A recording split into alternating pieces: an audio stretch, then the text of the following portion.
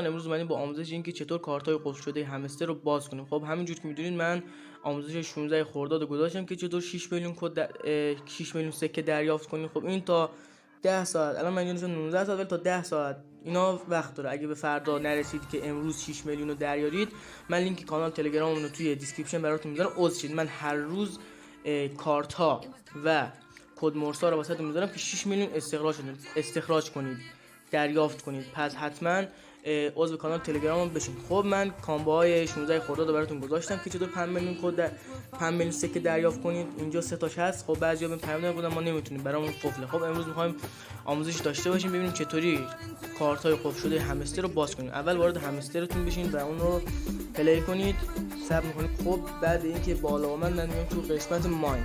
خب الان من این کارت، بعضی کارتا که واسم باید، مثلا الان این کارت من میخوام واکنم، راحت میتونم روش کلیک کنم و دریافتش کنم.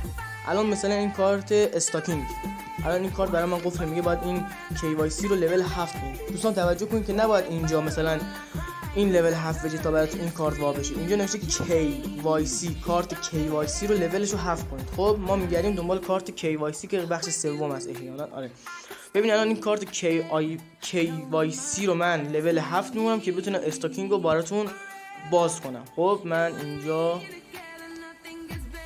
اینو لول 7 میکنم.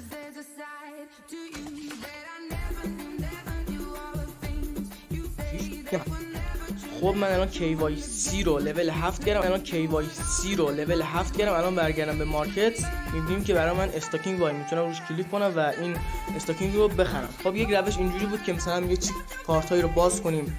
مثلا این نمیشه همستر تیوب رو برام باز کنم. خب یک کارتایی هستن، حالا خیلی جا هستن، مثلا توی من این اسپشیال بیام واسه این کارت پیدا کنم بهتون نشون بدم. ببینید این کارت این نمیشه اینتروال مثبت 3، یعنی باید شما 3 نفر رو فرند خود کنید، 3 نفر رو با لینک دعوتی که بهتون همستر میده عضو کنید. و اگه وقتی که 3 نفر عضو کردید میتونید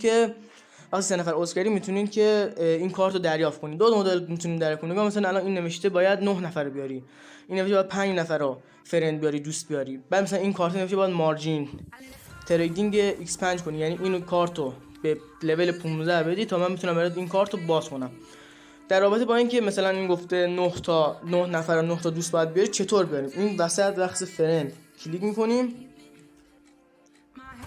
بعد اینجا من روی کپی وقتی بزنم این بالا برام دوباره کپی بزنم، خب کپی میشه. بعد من هم اینو میتونم هم این وسطی رو بزنم. من این وسطی رو بزنم قشنگ مثلا میتونم بیام اینجا، این لینک دعوت من هستش. چی شد؟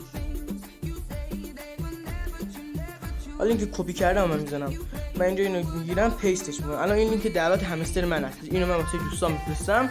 اونا موقعی که توی همستر من جوین بدن روی لینک کلیک کنن میتونم مثلا اون کارتو باز کنم. اینو بچه‌ها توجه داشته باشین.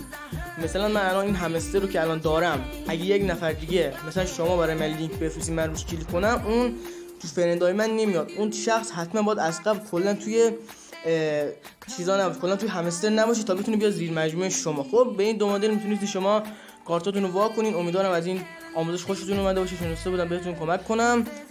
توی کانال تلگرام جوین بشین تا فردا کارتای 6 میلیونی واسهتون بذارم. خسته نباشید، خدا نگهدار.